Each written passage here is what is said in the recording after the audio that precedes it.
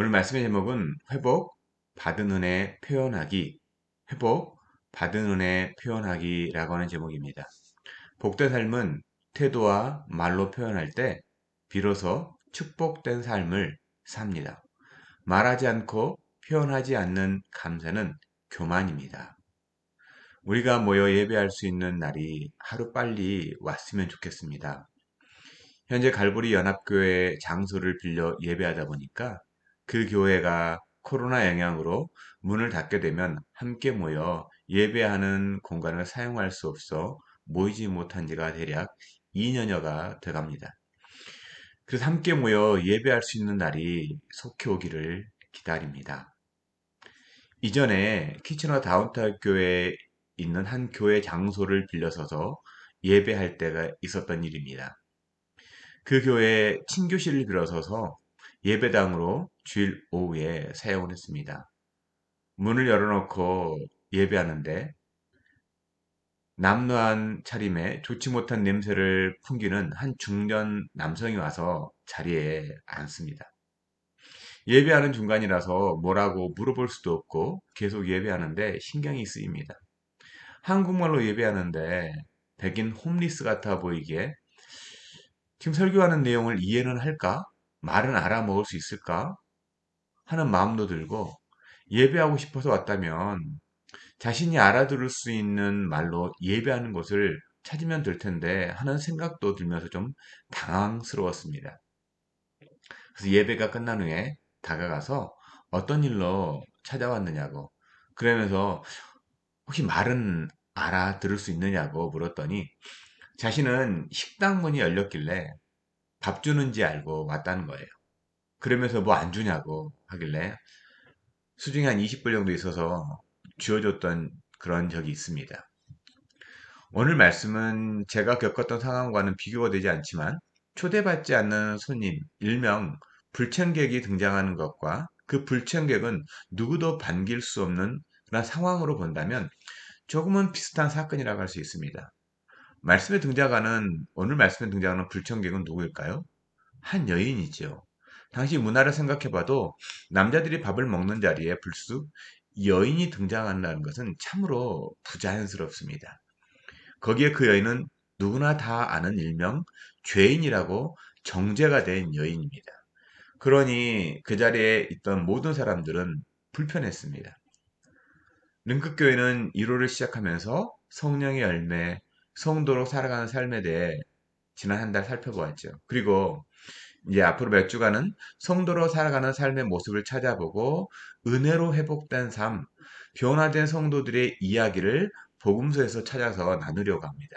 그 첫 번째로 오늘 본문에 등장하는 모든 사람을 불편하게 했던 한 여인을 통해 우리를 회복하시는 하나님의 은혜가 무엇인지 이 회복의 은혜를 살펴보곤 합니다. 예수님의 공생을 살펴보면 일명 세리나 창기 같은 당시 사회에서 죄인이라고 취급받았던 사람들과 함께 많은 시간을 보냈다는 것을 우리는 복음서를 통해서 알 수 있습니다. 근데 오늘 본문을 보면 근데 누구의 집에 들어갔다고 말씀을 기록하고 있습니까? 오늘 말씀 36절에 보면 한 바리새인이 예수님께 자기와 함께 잡수시기를 청하니 이에 바리새인의 집에 들어가 앉으셨을 때라는 말씀에서 보면 바리새인의 집에 들어갔다는 거죠. 그리고 40절에서는 그 바리새인의 이름이 시몬이라고 이렇게 기록이 되어 있습니다. 사실 예수님은 바리새인을 향해서 정말 날카롭게 비판하셨죠. 바리새인의 그런데 초대에 응하셨다는 거예요. 그렇게 보면 바리새인이라고 해서 무조건 예수님이 거부하신 건 아니라는 걸 우리가 알 수 있죠.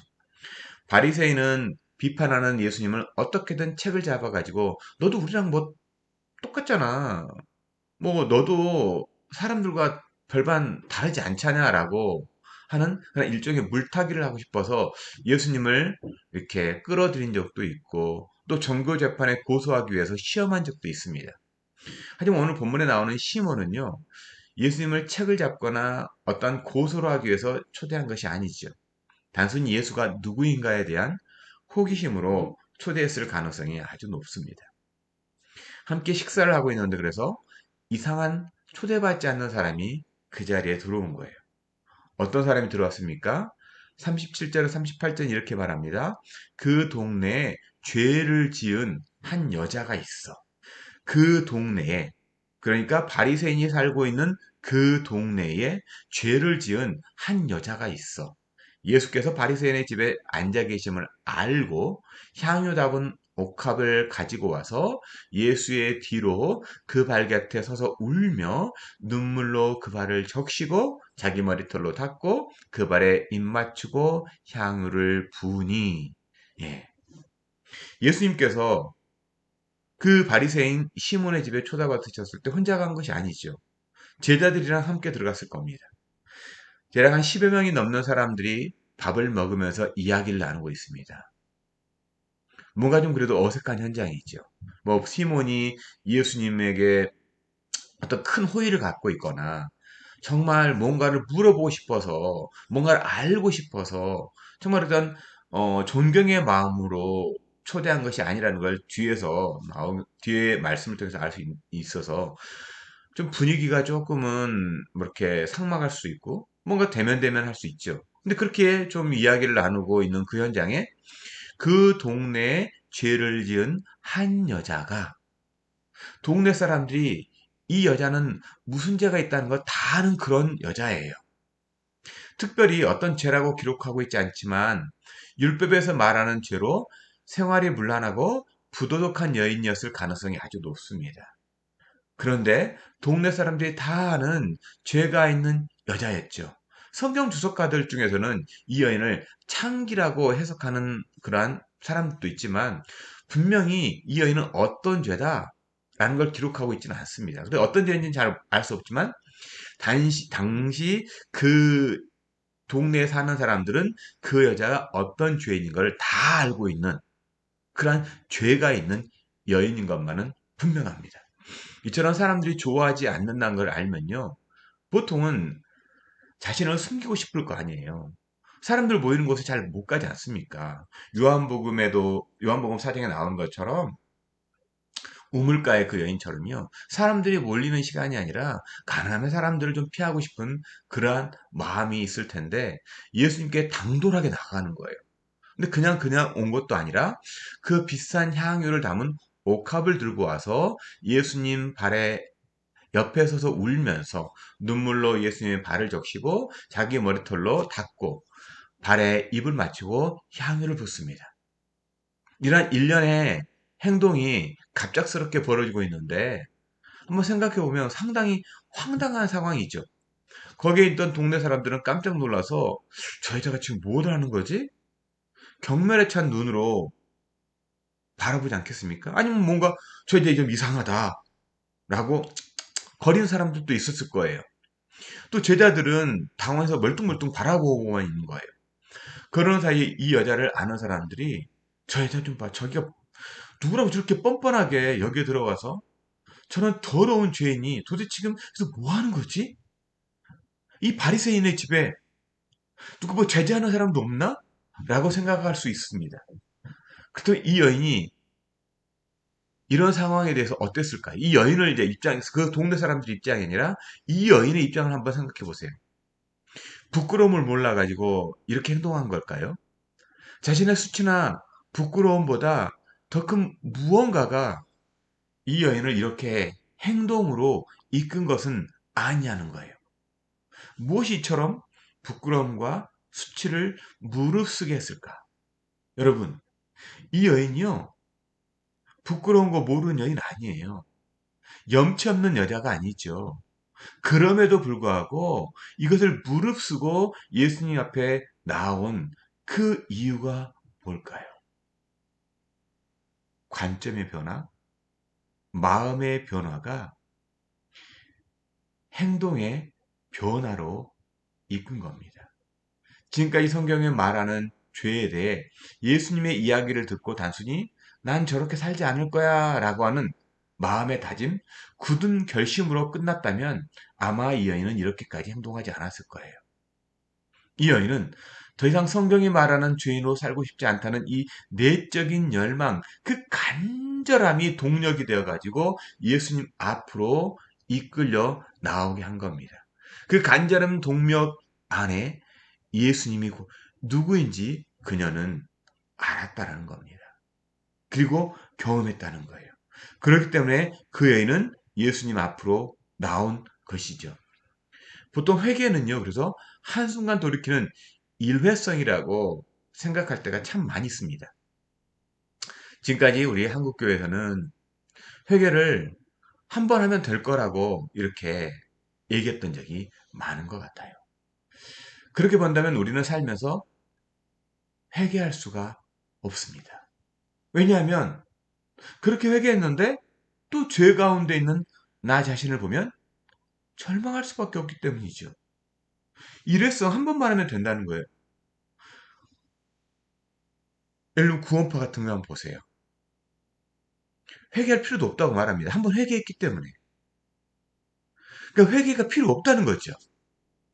그런데 우리는 살면서 죄 가운데 내 자신이 있다고 하는 것, 정직하게 들여다보면 그렇잖아요. 그래서 우리말 회개라는 단어보다는요, 성경을 기록한 유대인들의 관점에서의 회개요. 그 의미의 회개를 보면 하나님께서 부여해 주신 나만의 독특함으로 살아가는 것을 회개라고 말합니다. 그러니까는 우리가 빌어 쓰고 있는 이 회개라고 하는 단어는요, 이 불교적인 용어예요.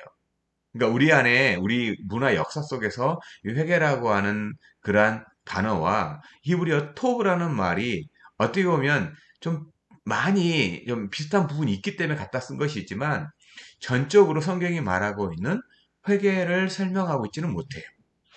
그래서 이 회개를 조금 더 설명해 보면 하나님께서 우리 고유에게 각자 고유에게 부어주신 나만의 독특함이요. 하나님께서 나에게 부어주신 하나님의 생기, 그 생기를 회복하고 살아가는 삶, 이걸 회개라고 말합니다. 그러니까 회개는 일순간이 아니라 지속적인 삶인 거죠. 하나님께서 나에게 주신 사명을 감당하도록 좌로나 우로나 치우치 않고 걸어가는 그 삶이 회개인 거예요. 우리 삶을 살아내는 그 삶 자체가 회개라는 겁니다. 그래서 이 여인에게 변화라고 말하는 회개가 찾아온 거예요. 하나님께서 이 여인에게만 부어준 그 아름다움을 짓밟고 살았던 자신이 보이는 겁니다. 하나님께 나에게 부어주신 이 아름다움, 그걸 내가 짓밟고 살았다고 하는 것이 보여진 거예요. 그래서 예수님을 통해서 이것이 보여진 거죠. 그러니 예수님을 통해서 나만의 고유한 삶을 살고 싶은 열망, 그 열망이 이 부끄러움과 수치, 염치를 무릅쓰게 하는 원동력이 된 거예요. 변화된 삶, 회개는요, 내 힘과 의지의 산물이 아니라 예수님께서 찾아오시면 자연스레 일어나는 현상이고 삶의 태도입니다. 그래서 우리가 믿는 기독교는요, 믿음을 강조하는 종교가 아니라 믿음이신 예수와 더불어 함께 살아가는 삶인 겁니다. 우리가 믿는 기독교는 믿음이신 예수와 함께 더불어 살아가는 삶인 거죠. 지금까지 묻어두고 덮어두고 모른 척 지나갔던 자신의 죄가 예수로 인해서 더욱 선명하게 드러나 보이고 더 이상은 이렇게 살 수가 없다고 하는 이 강렬한 삶의 열망이 자신과 동일시되는 향유 역합을 들고 이 여인은 나서게 된 겁니다.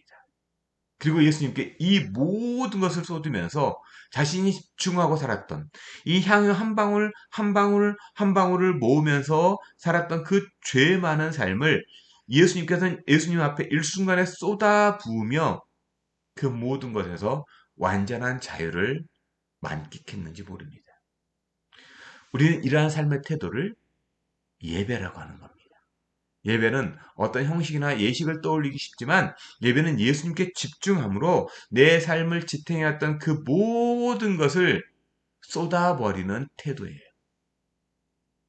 그러니 예배하기 위해서 찬양이 있어야 하고 설교가 있어야 하고 교제가 있어야 한다고 하는 이 교리적인 접근이 아니라 예수님을 향해 집중하는 그 바른 태도가 예배입니다.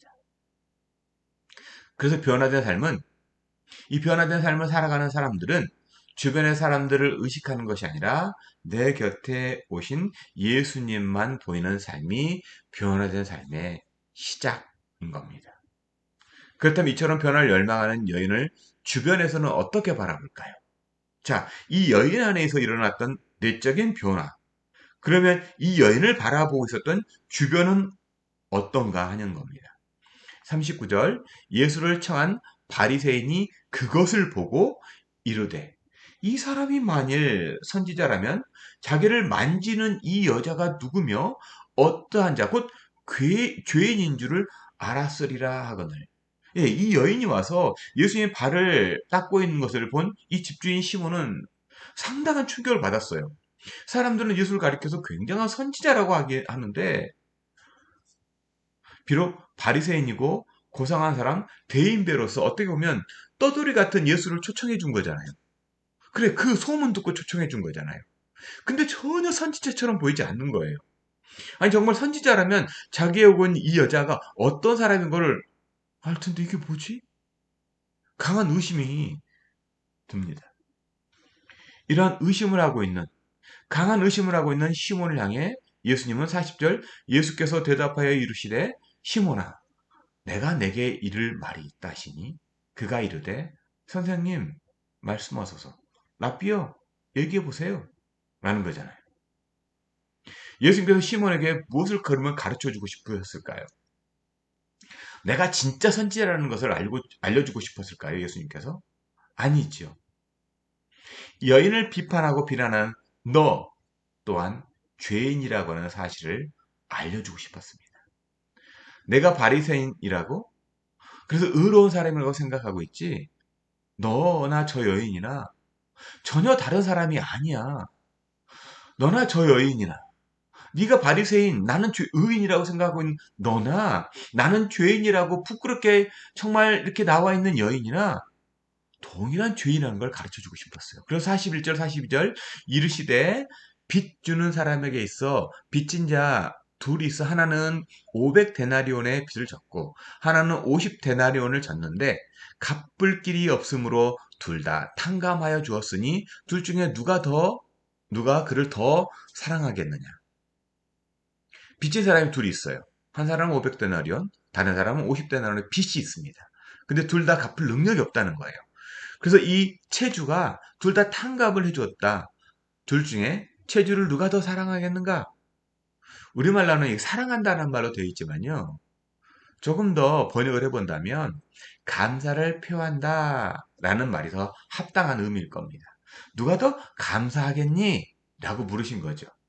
여기에 중요한 것은요. 누가 더 빚을 많이 졌는가가 아니에요.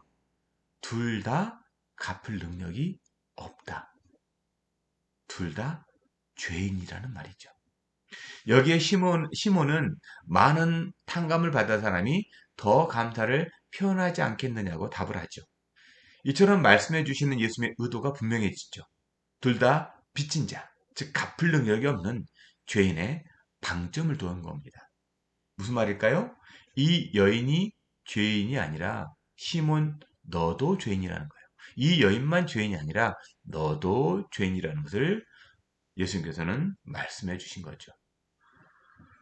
대략 한 20년 정도 된 책인 것 같은데요. 이 필립 얀시라고 하는 크리스찬 작가가 쓴 놀라운 하나님의 은혜라는 책에 나온 문장 하나가 있습니다.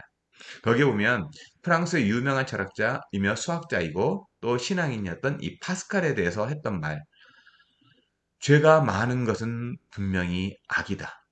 그러나 죄가 많으면서 그것을 인정할 마음이 없는 것은 더 큰 악이다. 라고 하는 말을 인용합니다. 죄가 많은 것은 악이죠. 하지만 그 죄를 인정하지 않는 것은 더 큰 악이다라고 파스칼은 자신이 묵상하면서 이렇게 글을 썼습니다. 이 말에 대해서 필립 얀시는 이렇게 얘기합니다. 사람은 두 부류로 나뉜다. 죄인과 의인으로 나뉘는 것이 아니라 두 종류의 죄인으로 나뉜다. 자기 잘못을 인정하는 죄인과 인정하지 않는 죄인 그것이다. 성경이 사람을 가리켜 뭐라고 말합니까? 죄인이라고 선언하죠.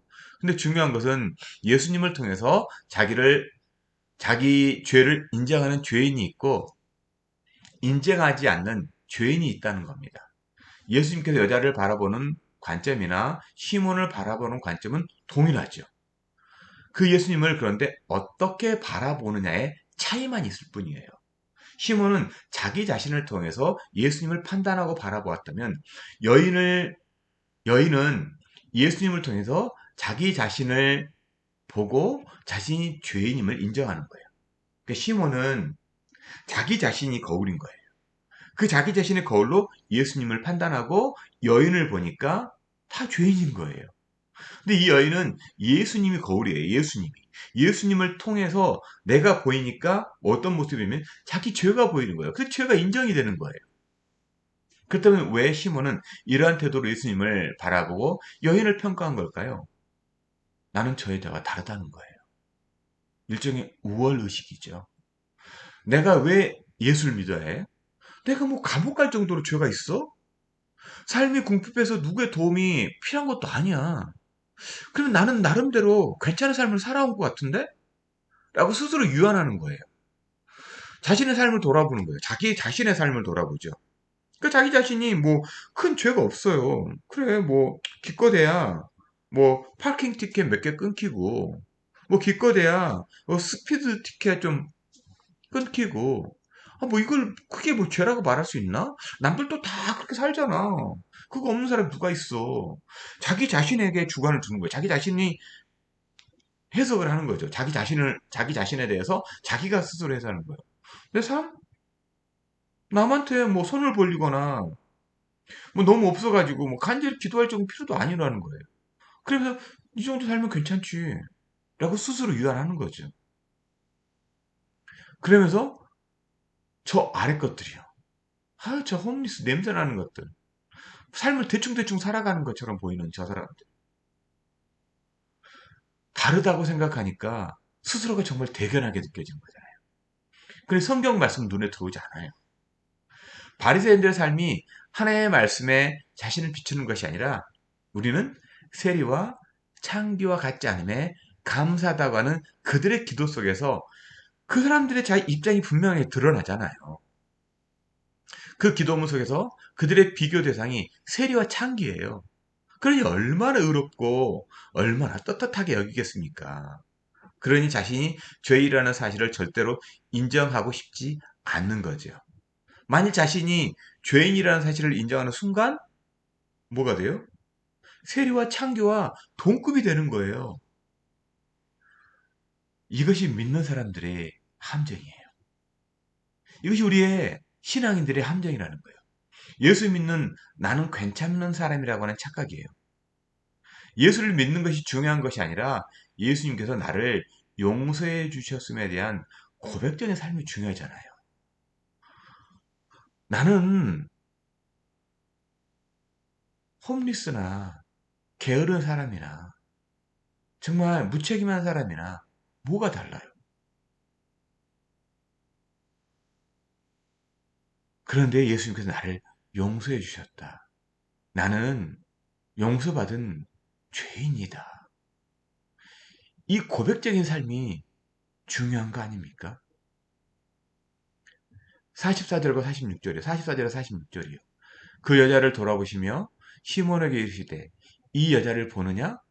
내가 내 집에 들어올 때 너는 내게 발 씻을 물도 주지 아니하였으되 이 여자는 눈물로 내 발을 적시고 그 머리털로 닦았으며 너는 내게 입맞추지 아니하였으되 그는 내게 들어올 때부터 내 발에 입맞추기를 그치지 아니하였으며 너는 내 머리에 감람유도 붓지 아니하였으되 그는 향유를 내 발에 부었느니라. 예수님께서 시몬에게 옳거니 잘됐다. 지금까지 시몬 네가 나한테 좀 불편한 게 있었지. 잘됐다고 하시면서 해주신 말씀입니까? 당시 사람을 초대했으면요. 호스트는 게스트에게 마땅히 해야 할 바가 있었습니다.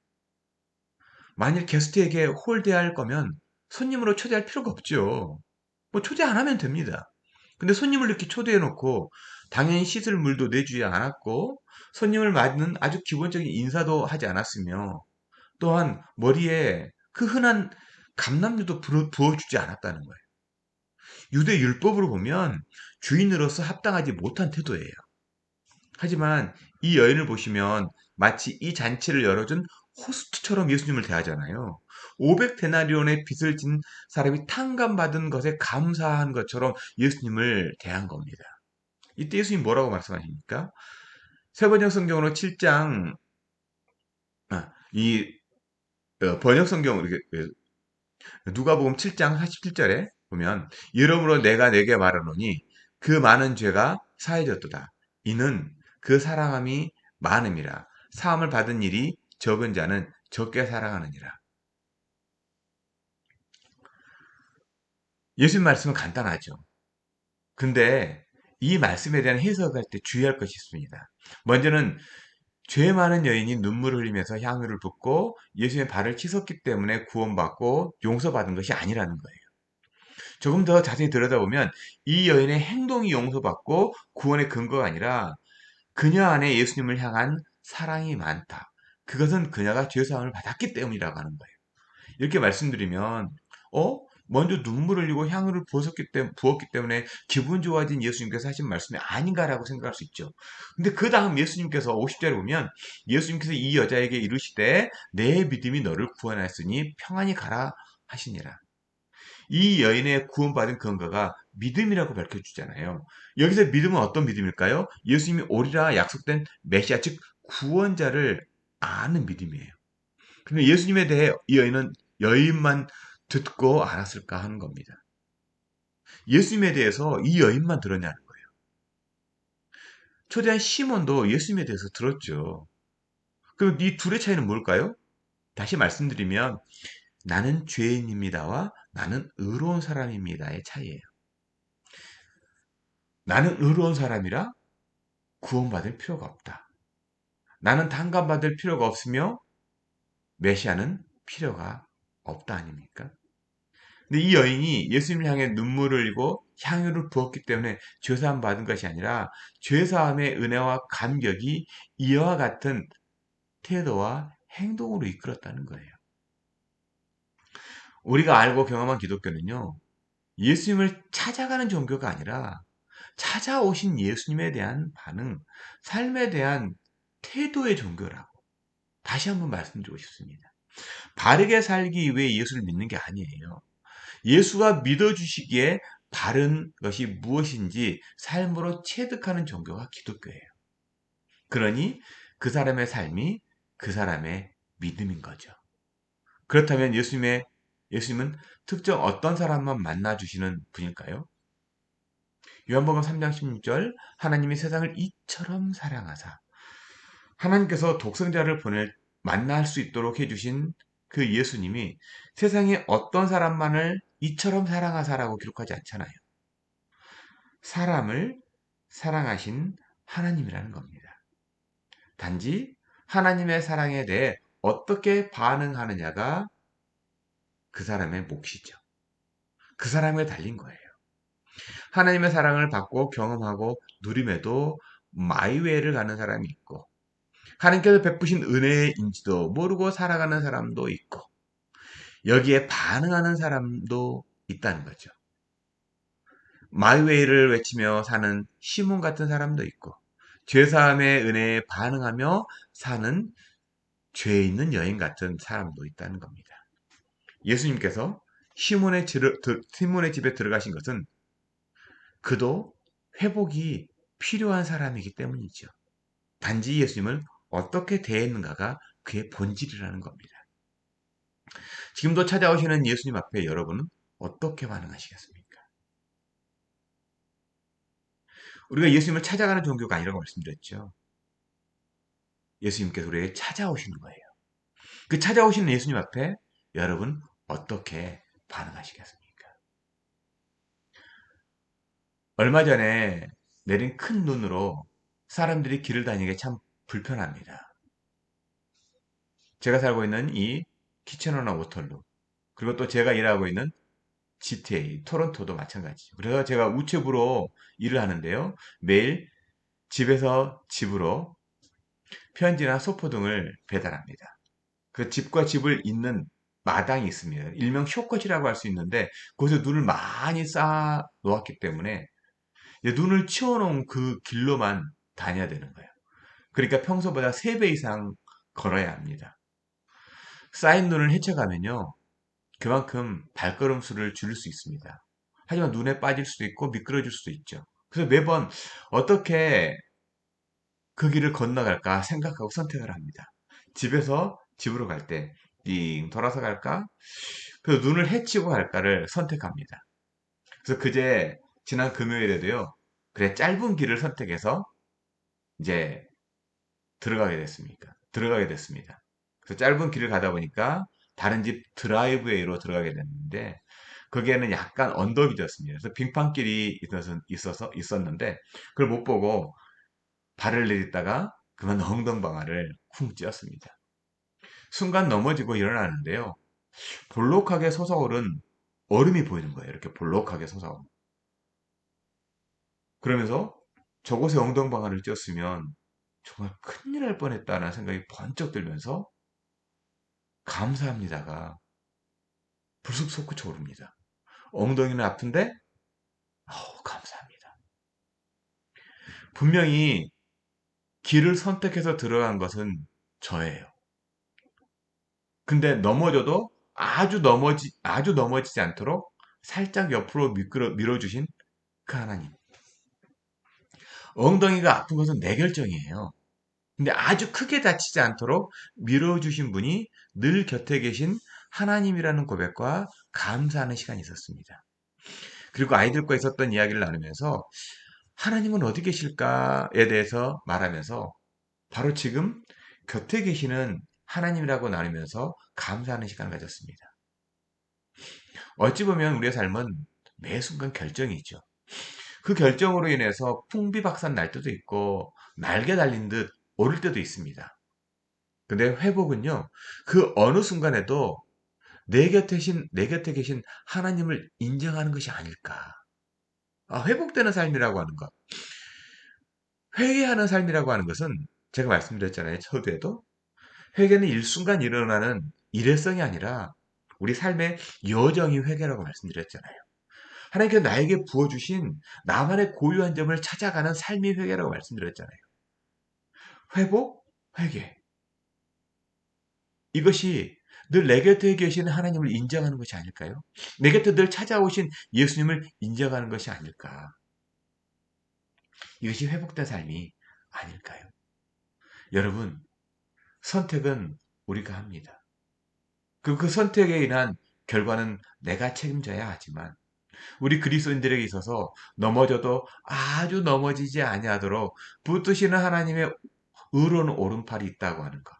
그것을 인정하는 것.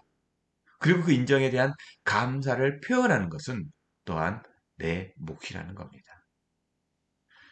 그것이 회복의 길이 아닐까요? 여인에게 있어서는 향유 옥합을 부은 것이 여인의 감사의 표현이 아닐까요? 향유 옥합을 부어야 한다는 것이 아닙니다. 회복에 대한 우리의 기본 전제는 내 곁에 계신 예수님에 대한 감사의 태도와 삶의 방향이 아닐까요? 그러면서 한 주간도 늘 곁에 계신 우리 주님을 인정하고 세상 안에서 삶으로 살아내는 성도가 되었으면 좋겠습니다. 이것이 우리 그리스도인들의 힘이 되었으면 좋겠습니다. 바르게 살기 위해서 예수를 믿는 것이 아니라 이미 바르게 살도록 길을 제시하신 예수님을 따라가는 삶. 이것이 회복의 삶임을 여러분 깨달으시고 한 주간도 회복된 존재로서 그리스도의 거룩한 성도가 되시기를 주님의 이름으로 간절히 축원드립니다.